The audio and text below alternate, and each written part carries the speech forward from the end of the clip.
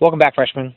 Let's real quick take a look at this problem that you were asked to do, and some of you guys were having trouble doing it. So let's read this worksheet you got in class. It says, can you rank the slopes of the graph simply by looking at the line? So it's asking if you had to get rid of these scales, simply look at getting rid of the scales, without knowing these numbers here, would you be able to rank the slopes here? If you couldn't read any of these numbers, and if you see, do they look any different? No, all these scales look exactly the same. So could we rank these? The answer is no.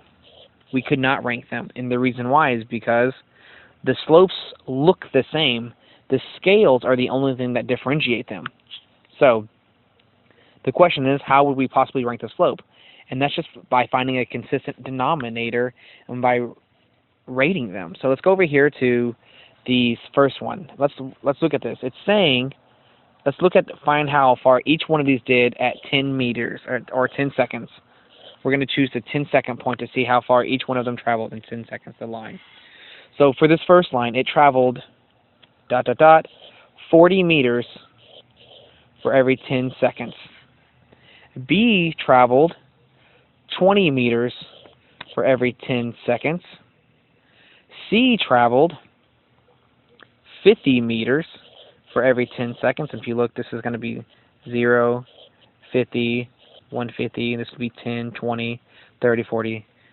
And then D traveled, there we go, 20 meters for every 10 seconds. Now, look at each one of these. They have different scales on them except for these two. Well, and even these two they have different because it's the x-axis is different, but the y-axis are the same, and all these are a little bit different from each other. So the way to rank these, if the lines look the same, is just by simply finding a consistent point to measure from, and here we use 10 seconds, and figuring out how far the distance was for each one of them at that specific point that we, the scientists, choose. So that makes time our independent variable. I hope that clears that up if there's any questions. Now let's go learn how to calculate slope doing this. And let's go back to a big picture of what we're talking about. And what we're discussing for position versus time graph. This is our slope is going to equal our speed, which is going to, and technically is going to be our velocity. And of course, velocity is the same thing as speed except with direction. So in this physics first class, we're going to be talking about velocity. And velocity equals distance over time. So we have that right here for delta D over delta T. Let's go back up to what the question asks. It asks us to find the slope. It asks us to find the slope of the four graphs. So calculate the slope in each of the x versus time graphs. And y'all guys may remember that in class, instead of saying x versus time, I really say distance versus time. And so in calling this x, I'm really going to call it distance. I'm going to use the variable d from now on. So instead of using the variable x, I'm going to use the variable d. And that will make sense considering that's what we're dealing with is distance. So let's go to the first one. Let's go to A. And let's go ahead and try to figure out the points that we want to look at. In order to have slope, you have to have an x sub 1 and an x sub 2 and a y sub 1 and a y sub 2. Well, we're not going to call that x sub 1 and y sub 1 and x sub 2 and y sub 2. We're going to call that our initial and our final positions or time. So we're going to talk about our initial time and our final time and our initial distance and our final distance. So let's go over here and make a data table, and we're going to get 2 data points specifically. Let's look at, make this pencil smaller. So let's look at right here,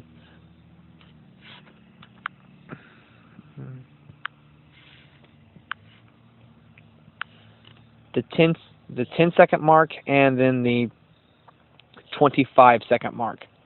So we've already got our time here. Our time is on the x-axis, so let's go ahead and put this in an XY format. So this is going to be X, Y, and our X is going to be our time, and our Y is going to be our distance. So this is basically going to be time in seconds. This is going to be my distance in meters. So let's make a little table, and let's go back to our points here. With my two times being 10 seconds and 25 seconds. So let's write that down at 10 seconds and 25 seconds. Now, what was my starting time? That was my 10 seconds. So I'm going to label that TI for initial time, and my final time was 25 seconds. So I'm going to label that TF for final time. Let's come over here to the corresponding distances. So at 10, I'm at 40 meters. So I'll come over here, write down 40 meters. And then at 25, I've traveled 100 meters. So at 25, I'm sorry, I've traveled 100 meters. Well, what does that make this on a line graph? Or see, this is going to be from here. This is going to be my initial distance, and this is going to be my final distance right here. That's what that corresponds to. Or y sub 2 and y sub 1, if you remember that from the slope equation. So this is, I'm going to label this d sub I and d sub f. Now to remember, we're saying slope and velocity are the same thing, so we have to find the delta d and the delta t to figure out our slope. And so let's go back, and I want you to remember that slope equals y sub 2 minus y sub 1. Those are ugly y's, so let me fix that for you guys. Y sub 2 minus y sub 1 over x sub 2 minus x sub 1. I want you to see the correlation between this. I'm saying my y sub 2 is really going to be my d sub f, and I'm saying my y sub 1 is really going to be my d sub I, which means that my x sub 2 is going to be my t f, and my x sub 1 is going to be my t sub I. So let's go ahead and do this math problem by bringing it back over here. So I am going to plug this into this equation here. But in order to do that, I need to know delta D and delta T. So delta D is going to equal D sub F minus D sub I, and delta T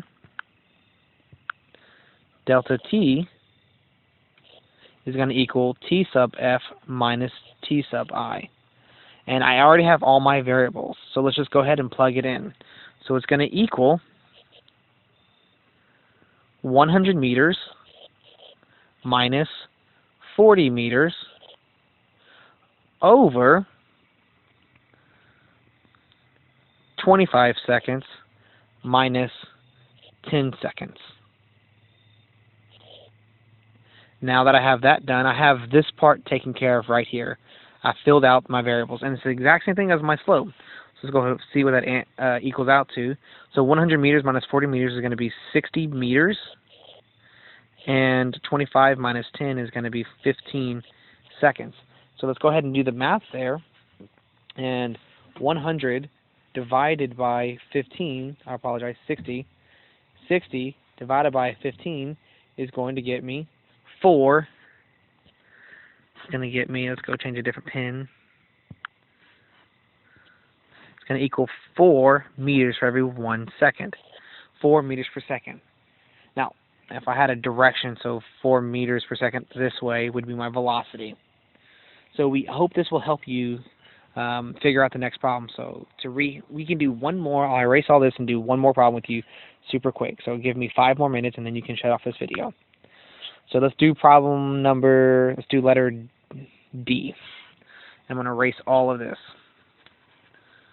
So we'll do it the exact same way. You have to, in order to figure out your distance versus time, if I'm asking for a specific, if I'm giving you a range, then you have to figure out your distance versus time unless I give you a single point. So if I'm asking for a single point on a graph, which sometimes I may, without finding slope, then you just look at the point I'm referring to. For example, let's look at letter D, graph letter D, and I want you to find the speed here. Find the speed at this point, and we see that the speed is the time is going to equal 25 seconds, and the distance is going to equal 50 meters. Well, and how do I calculate velocity or speed?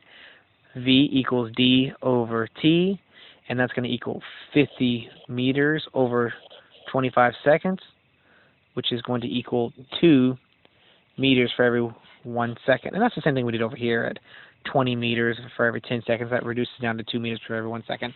So nothing new over there. So we've already found the slope here. It's 2 meters for every 1 second because it's consistent. It's a consistent rate. But let's go ahead and, well, since we did D, let's go ahead and do another problem. Let's go ahead and do C. Let's do C here. Now I want you to find the slope here.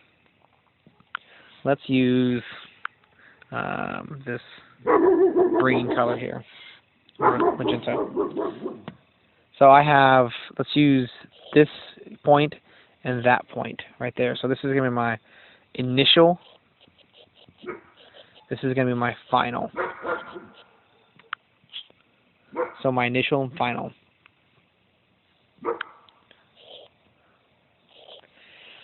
So let's go write those down. So my final time and my initial time. So t sub I is going to equal, well, let's make that prettier. T sub I is going to equal 20 seconds, while T sub F is going to equal 50 seconds. T sub F is going to equal 50 seconds. So those are confused. It's because these go up by 10, 20, 30, 40, 50. I'm sorry, 50 seconds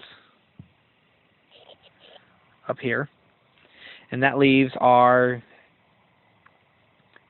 distance now. My d sub I is going to be 100 meters.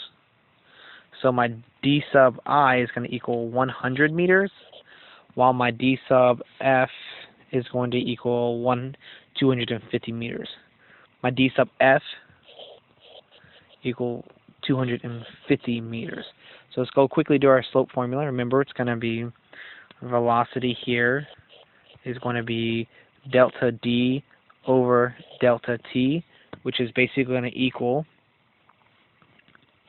let's go ahead and do the, let's go 250 meters minus 100 meters over 50 seconds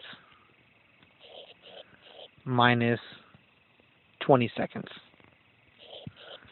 And what's that going to equal out to? That's going to equal to, it's going to reduce down to 150 meters. 150 meters for every 30 seconds. Every 30 seconds. And what does that reduce down to? That's going to reduce to 5 meters per second when we do the math. It's going to equal 5 meters per second. And that is my slope at 5 meters per every 1 second. If we want to take a look at it, here it is. At 50, it was 10 seconds. So that's going to be 5, reduced down to 5 meters per second. At 100, it was 20. Again, that's 5 meters per second. At 200, it's 40. Again, that's 5 meters per second. It reduces down.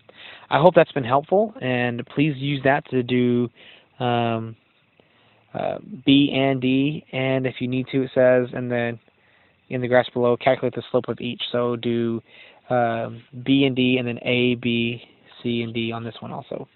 Thank you, and you guys have a good night.